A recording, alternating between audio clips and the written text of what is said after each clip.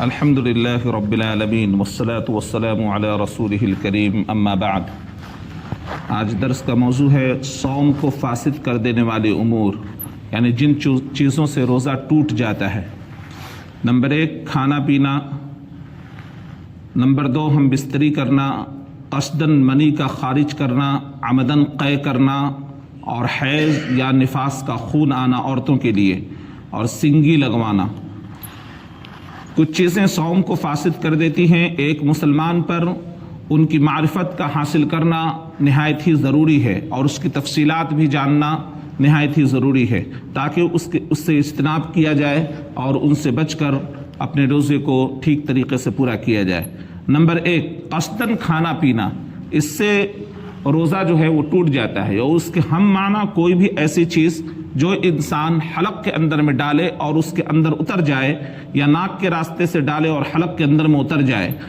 اگر کسی صائم کا، کسی روزے دار کا قصداً کھا پی لیا، یا رگوں کی راہ سے، یعنی رگوں کی راہ سے، نسوں کی راہ سے غذا بخش انجیکشن لے لیا، جو انجیکشن انسان کے کھانے پینے سے بے نیاز کر دے اور اس کو تقویت پہنچا دے، یا خون چڑھوا لیا، تو اس کا صوم فاسد ہو جائے گا۔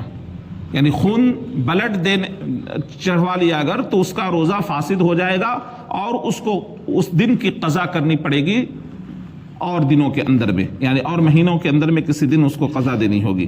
وَكُلُوا وَاشْرَبُوا، اللہ تعالیٰ نے فرمایا کہ کھاؤ پیو، حَتَّى يَتَبَيَّنَ لَكُمُ الْخَيْطُ الْأَبْيَضُ مِنَ الْخَيْطِ الْأَسْوَدِ مِنَ الْفَجْرِ ثُمَّ أَتِمُّوا الصِّيَامَ إِلَى اللَّيْلِ، کہ کھاتے پیتے رہو یہاں تک کہ صبح کا سفید دھاگا سیاہ دھاگے سے ظاہر ہو جائے، یعنی صبح کی جو سفیدی ہے آسمان کے اوپر وہ ظاہر ہو جائے۔ پھر رات تک صوم کو پورا کرو، یعنی غروب آفتاب تک صوم کو پورا کرو۔ لیکن جس شخص نے بھول کر کھا پی لیا تو اس کے اوپر کوئی حرج نہیں ہے، اس کا روزہ مکمل ہو جائے گا، پورا ہو جائے گا۔ دلیل میں حضرت ابو ہریرہ رضی اللہ تعالیٰ عنہ کی حدیث ہے کہ رسول اللہ صلی اللہ علیہ وسلم نے ارشاد فرمایا کہ جس شخص نے بھول کر کھا پی لیا وہ اپنا صوم، اپنا روزہ پورا کرے، اس لیے کہ اسے اللہ تبارک و تعالی نے کھلایا پلایا ہے۔ اس روایت کو امام بخاری اور امام مسلم رحمۃ اللہ نے نقل کیا ہے۔ ایسے ہی ہر وہ چیز صوم کو فاسد کر دیتی ہے جو ناک کی راہ سے معدے تک، یعنی پیٹ تک پہنچ جائے، کیونکہ وہ کھانے پینے کے ہم معنی ہیں۔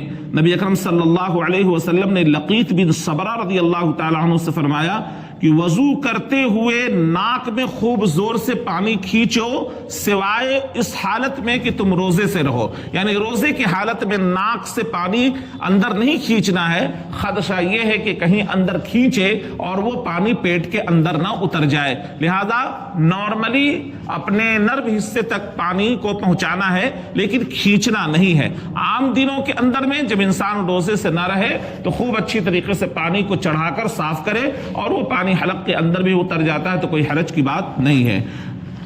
جمع یعنی ہم بستری کرنا، اگر کسی مسلمان نے صوم کی حالت میں رمضان کے دن میں اپنی بیوی سے جائز تعلقات اس نے قائم کیا ہے اور ہم بستری کر لی ہے تو اس کے اوپر قضا اور کفارہ لازم آ جائے گا، چونکہ اللہ تبارک و تعالی نے اس سے روکا ہے، اور یہ روزہ توڑنے والی چیزوں میں سے سب سے سخت ترین ہے کہ اس کے اوپر دونوں چیزیں لازم آتی ہیں، قضا بھی اور کفارہ بھی۔ کفارہ کیا ہے؟ 60 مسکین کا کھانا کھلانا، یا ایک غلام آزاد کرنا، یا 60 مسکین کا کھانا کھلانا، یا پے در پہ لگاتار 2 مہینے کا روزہ رکھنا، پے در پہ لگاتار 2 مہینے کا روزہ رکھنا، یہ اس کا کفارہ ہے۔ اللہ تعالیٰ ارشاد فرماتا ہے کہ احل لکم لیلۃ الصیام الرفث الی نسائکم ہن لباس لکم انتم لباس لہن علم اللہ انکم کنتم تختانون انفسکم فتاب علیکم وعفى عنکم فالآن باشروہن وابتغوا ما کتب اللہ لکم، کہ صوم کی راتوں میں اپنی بیویوں سے ملنا تمہارے لیے حلال کیا گیا، وہ تمہارا لباس ہے اور تم ان کے لباس ہو، تمہاری پوشیدہ خیانتوں کا اللہ تبارک و تعالیٰ کو بخوبی علم ہے، اس نے تمہاری توبہ قبول فرما کر تم سے درگزر فرما لیا، اب تمہیں ان سے مباشرت کی رات کے دن میں اجازت دی جاتی ہے اور اللہ تبارک و تعالیٰ کی لکھی ہوئی چیز کو تلاش کرنے کی اجازت ہے۔ ابتدائی اسلام کے اندر میں جب روزے کی فرضیت ہوئی تھی تو ماہ رمضان میں رات ہو یا دن ہو بیوی سے ملنا ہی سرے سے روک دیا گیا تھا، لیکن بعد میں اللہ تبارک و تعالیٰ نے اس کو اس آیت کریمہ کے ذریعے حلال کر دیا اور رات کے اندر کے ایام رات کے وقت میں ملنا حلال کر دیا۔ ابو ہریرہ رضی اللہ تعالیٰ عنہ سے روایت ہے، وہ فرماتے ہیں کہ اسی دوران کہ نبی اکرم صلی اللہ علیہ وسلم کے پاس میں وہ بیٹھے ہوئے تھے کہ اچانک ایک آدمی آیا اور اس نے کہا کہ اے اللہ کے رسول صلی اللہ علیہ وسلم میں برباد ہو گیا۔ آپ صلی اللہ علیہ وسلم نے پوچھا کہ تجھے کیا ہو گیا؟ اس نے کہا کہ میں نے حالت صوم میں یعنی روزے کی حالت میں اپنی بیوی سے ہم بستری کر لی۔ رسول اللہ صلی اللہ علیہ وسلم نے اس سے پوچھا کیا تو ایک گردن آزاد کر سکتا ہے؟ یعنی ایک غلام، اس زمانے کے اندر میں ایک غلام کی آزادی کے لیے کافی رقم چاہیے تھا، تو انہوں نے کہا کہ اے اللہ کے نبی صلی اللہ علیہ وسلم نہیں، مجھے اس کی طاقت نہیں ہے۔ آپ صلی اللہ علیہ وسلم نے پوچھا کہ کیا تو لگاتار 2 ماہ کا صوم رکھ سکتا ہے، روزہ رکھ سکتا ہے؟ اس نے کہا کہ نہیں۔ اے اللہ کے نبی صلی اللہ علیہ وسلم مجھے اس کی بھی طاقت نہیں ہے۔ آپ صلی اللہ علیہ وسلم نے پوچھا کیا تو 60 مسکین کا کھانا کھلا سکتا ہے؟ اس نے کہا کہ نہیں۔ اے اللہ کے نبی صلی اللہ علیہ وسلم اس میں بھی میری طاقت نہیں ہے۔ تھوڑی دیر کے بعد رسول اللہ صلی اللہ علیہ وسلم رکے رہے کہ اسی حالت میں تھوڑی دیر، ہم لوگ راوی کا بیان ہے کہ ہم اسی حالت میں وہاں بیٹھے ہوئے تھے کہ ایک آدمی کھجور کا ایک بڑا سا ٹوکرا لے کر رسول اللہ صلی اللہ علیہ وسلم کی خدمت میں حاضر ہوا اور اس میں بہت ساری کھجوریں تھیں۔ آپ صلی اللہ علیہ وسلم نے فرمایا کہ مسئلہ پوچھنے والا کہاں ہے، اس کو بلاؤ۔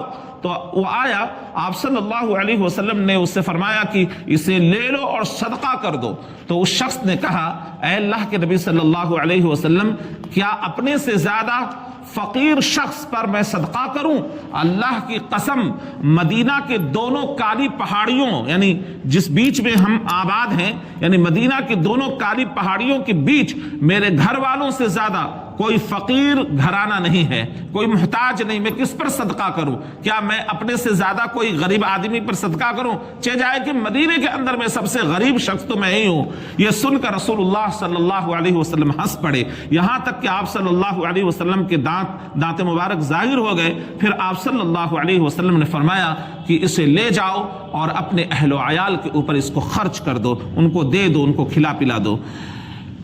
یہ اس حدیث سے صاف ظاہر ہوا کہ بہرحال صدقہ کرنا، مسکین کو کھانا کھلانا، اگر اس کی طاقت 2 مہینے کی نہیں ہے تو یہ ضروری ہے۔ اللہ کے نبی صلی اللہ علیہ وسلم نے اس شخص کو ہر طرح سے تنبیہ کی اور آپ صلی اللہ علیہ وسلم نے فرمایا کہ اگر تمہارے اوپر 2 ماہ کے روزے رکھنے کی طاقت یا 60 مسکینوں کو کھانا کھلانے کی طاقت یا پھر ایک غلام کے آزاد کرنے کی طاقت نہیں، جو میسر ہو سکے، یعنی کسی کے پاس میں بھی طاقت نہیں ہے، تو اس حدیث سے بات سمجھ میں آئی کہ جتنا میسر ہو سکے اتنا تم کیا کر لو، صدقہ کر لو۔ ایک شخص نے ماہ رمضان کی حالت میں، اب ایک مسئلہ ہے کہ ایک شخص نے ماہ رمضان کی حالت میں، صوم کی حالت میں کئی دن، ایک دن نہیں بلکہ کئی دن اس نے اپنی بیوی سے ہم بستری کی۔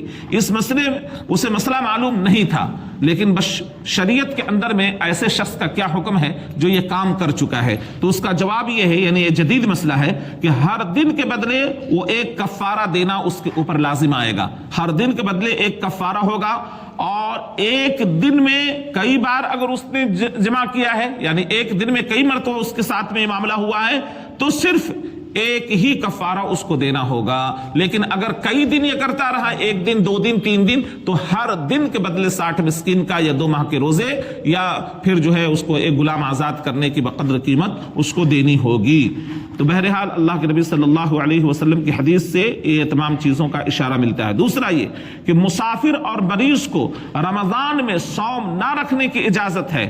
کیا وہ ایسی حالت میں اپنی بیویوں سے ہم بستری کر سکتا ہے؟ یعنی ایک مسافر ہے یا ایک آدمی بیمار ہے، روزہ اس کے اوپر سے رخصت ہے، تو کیا وہ ایسا کر سکتا ہے؟ وہ کر سکتا، اس کے لیے حلال ہے۔ روزے کی حالت میں اگر اس نے یہ کام کیا ہے تو اس کے اوپر کفارہ اور قضا لازم آتا ہے، ضروری ہوتا ہے۔ بقیہ مسئلہ انشاءاللہ کل کے درس کے اندر بیان کیا جائے گا۔ اللہ تعالیٰ سے دعا ہے کہ اللہ تعالیٰ ہم تمام لوگوں کو شریعت مطہرہ کی روشنی میں اپنے روزوں کو پورا کرنے کی توفیق عطا فرمائے۔